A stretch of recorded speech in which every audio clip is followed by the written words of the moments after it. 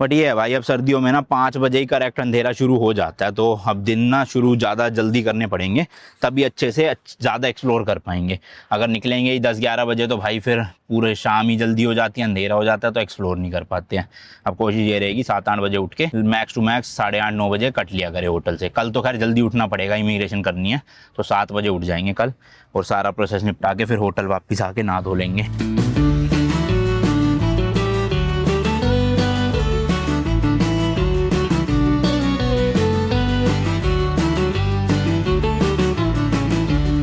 देखो महिंद्रा का भी सर्विस सेंटर भी है यहाँ पे प्रॉपर। और चलो शहर में एंटर कर दिया हमने।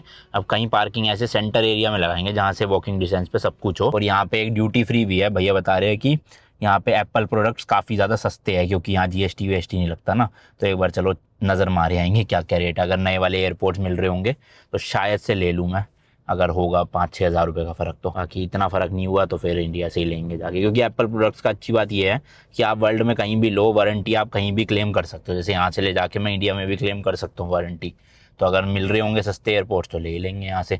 आईफोन मैंने गलती कर दी भाई, अभी अभी आईफोन 16 प्रो मैक्स लेके, मुझे पता होता भूटान में ना 30-35 हज़ार रुपये सस्ता है। यानी इंडिया में 1 TB है 1,85,000 का, और यहाँ मिल रहा है खाली 1,52,000 का। तो 30 हज़ार रुपये सीधा बच जाते भाई। सोचो 2 आईफोन के बदले आप भूटान घूम सकते हो पूरा। तो ये भी अच्छी चीज़ है, दुबई जाने से अच्छा आप भूटान आ जाओ और आईफोन ले लो 2, और उन पैसों से भूटान घूम लो अपना मस्त। और फुनसुलिंग जो है ना भाई, वो पूरे भूटान की सेकंड बिगेस्ट सिटी है। फर्स्ट नंबर पे तो थिम्पू आती है जो इनकी कैपिटल सिटी भी है, फिर सेकंड में ये फुनसुलिंग, और थर्ड पे फिर पारो आती है। तो पूरे भूटान की जो मेन पॉपुलेशन है ना, वो 3 ही सिटीज़ में है। ये देखो भाई कुछ इस तरह की गलियाँ है यहाँ पे फुनसुलिंग में। और अभी एक टायर पंचर वाले भी ढूंढने पड़ेंगे, क्योंकि इसका प्रेशर ना बार बार लो हो रहा है, तो मुझे लग रहा है उस वाले टायर में पंचर ही होगा। तो कल संडे है, भैया कह रहे बंद होगा सब कुछ, तो इसलिए आज ही लगवा लो तो ज़्यादा बेटर है। हमने जो होटल लिया ना वो मेन सिटी से थोड़ा सा मतलब 2-2.5 किलोमीटर बाहर की तरफ है, तो वहाँ पे थोड़ी शांति है। और यहाँ पे आप लेना चाहो तो होटल्स तो यहाँ भी काफ़ी सारे हैं, तो चहल पहल के बीच में भी आप ले सकते हो, मर्जी है। तो ये देखो भाई BT नंबर भी दिख गया हमें, येलो कलर की प्लेट होएगी, और भूटान टैक्सी, और 2 का मतलब है फुनचुलिंग की है ये गाड़ी। तो चलो अब यहीं कहीं लगानी है भाई पार्किंग।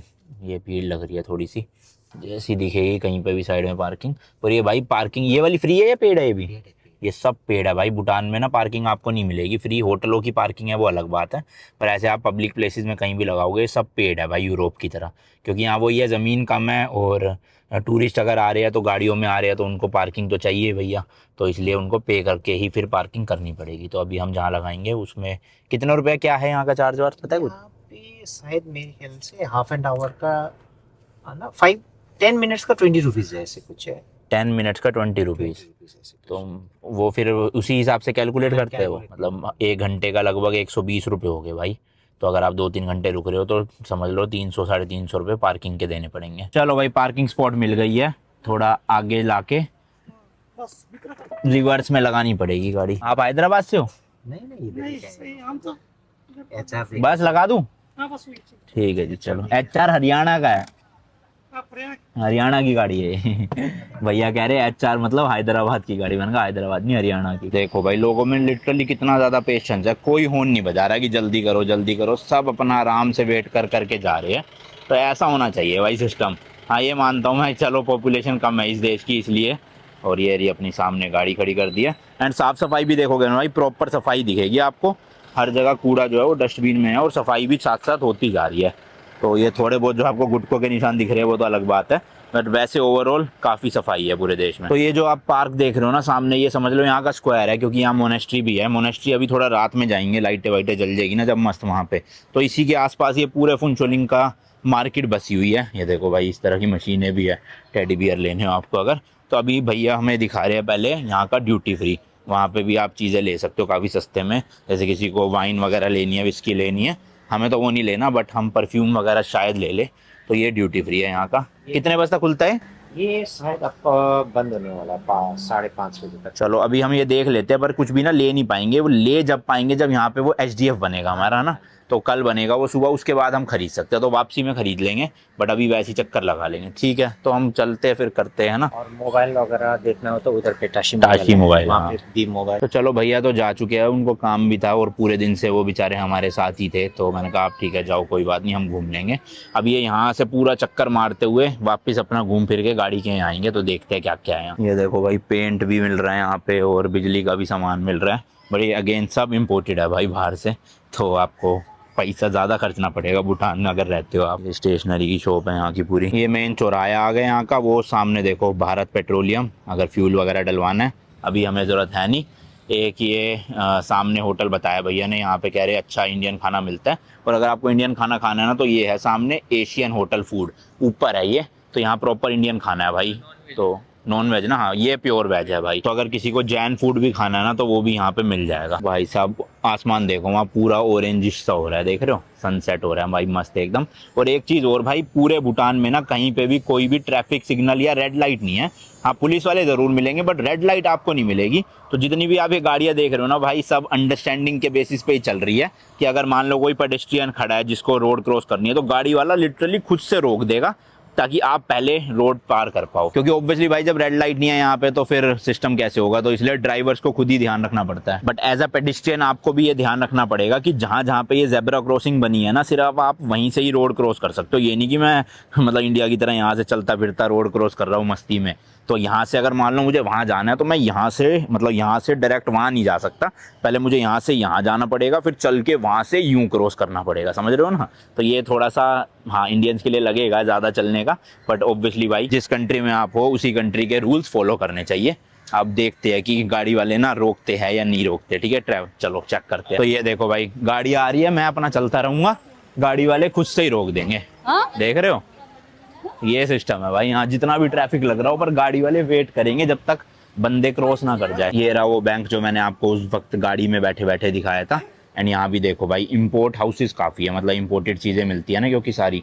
और ये पूरे के पूरे भाई रूफ टॉप, सेंट्रल होटल, काफ़ी सारे कैफ़ेज़ और होटल्स आपको यहाँ मिल जाएंगे जगह जगह पे। और ये है भाई वो टर्मिनल जहाँ से सोहन निकला था, मतलब पेडिस्ट्रियन वाला लिखा है ना पेडिस्ट्रियन टर्मिनल। तो यहाँ से आप एंट्री लोगे भूटान के अंदर जब इंडिया से आओगे, और मैंने गाड़ी वाला आपको दिखाई दिया था कि जहाँ से है, और मतलब एंट्री भी यहीं से है और एग्जिट भी यहीं से ही है अगर आपको वापस इंडिया जाना। तो इस तरह का ये पूरा देख रहे हो कैसा बना हुआ है भाई, गेट मस्त एकदम है ना, लापचिक। तो उस तरफ से गाड़ी आती है उस गेट से, और इस वाले टर्मिनल से बंदे आते हैं।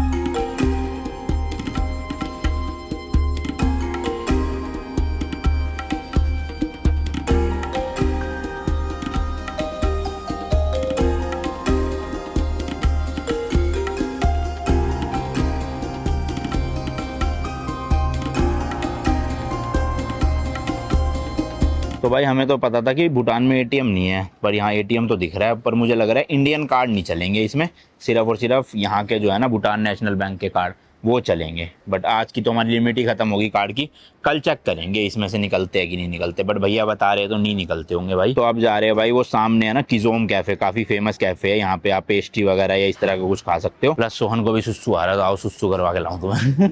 भूटान में सुस्सू करना चाहता है सोहन आते ही। क्या ऐसे हो, क्या है सच बात बता रहा हूँ मैं तो। सब बातें बतानी जरूरी है, ये सब बात है, सुस्सू तो नेचुरल चीज है, सब लोग करते हैं, उसमें बताने में क्या है। ये कहाँ जा रहे हो?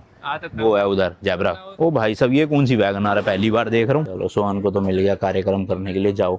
अच्छा है यार, ट्रेडिशनल सा बना रखा है बड़ा। ये देखो सिटिंग भी अच्छी है, और यहीं से भाई देखो बाहर का व्यू आ रहा है मस्त, खाते खाते देखो ऊपर से। तो भाई जी यहाँ पे लिया हमने एक छोटा पिज्ज़ा, एक मैंने स्ट्रॉबेरी शेक और इसने लिया मैंगो शेक। अब ये रियल स्ट्रॉबेरीज और रियल मैंगो वाला तो नहीं होगा शेक, फ्लेवर वाला ही होगा ऑब्वियसली, बट ठीक है अभी खा लेते हैं, डिनर फिर हैवी कर लेंगे आज। तो भाई ये है यहाँ का बुद्धिस्ट टेम्पल या फिर मोनेस्ट्री, जहाँ पे शाम को आके ना लोग प्रेयर करते हैं। तो लाइट्स वगैरह देखो जल चुकी है मस्त एकदम। थोड़ा सा एक्सप्लोर करते हैं और आप भी जरा सिनेमैटिक एंजॉय करो। बूम।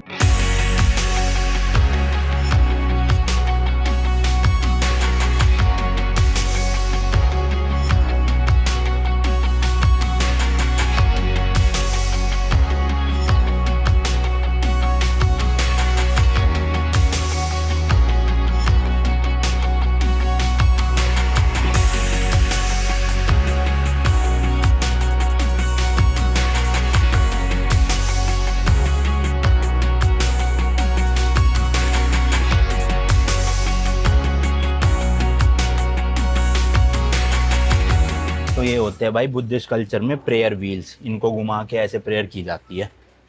अपने इंडिया में भी है काफ़ी सारी मोनेस्ट्रीज, आप जा सकते हो वहाँ पे भी सेम है, जैसे मैक्लोडगंज में है और अपना इधर की साइड काफ़ी है, लद्दाख वगैरह में, लद्दाख स्पीति में। ये इस तरह का बड़ा व्हील है भाई, ये तिब्बत में भी था ऐसे ही 1-2 जगह पे, तो वहाँ पे भी हमने करा था इसको। ये तो और बड़ा है भाई, सब देखना कितना ह्यूज है। ओए होए चलो आओ। अरे बच्चा पार्टी क्या कर रहे हो, गिर जाओगे। अरे भाई हर देश के शैतान होते हैं, कहीं चले जाओ, हैं चुल रहती है इनके अंदर। चलो भाई निकलने का टाइम आ गया है, पार्किंग के देखते कितने लगे। कितने रुपए घंटा है भैया यहाँ पे? 50 रुपीज घंटा है। ओ तेरी, ठीक है तो भाई 150 रुपये बन गए टोटल। ओके ठीक है। अच्छा 50 रुपीज पर आवर ना, सही है फिर तो भाई। तो अभी फिलहाल भाई होटल जा रहे हैं और आज जल्दी सो जाएंगे क्योंकि कल दिन की शुरुआत जल्दी करनी है, मतलब इमिग्रेशन वगैरह करवाना है, तो सुबह कंटिन्यू करते हैं व्लॉग।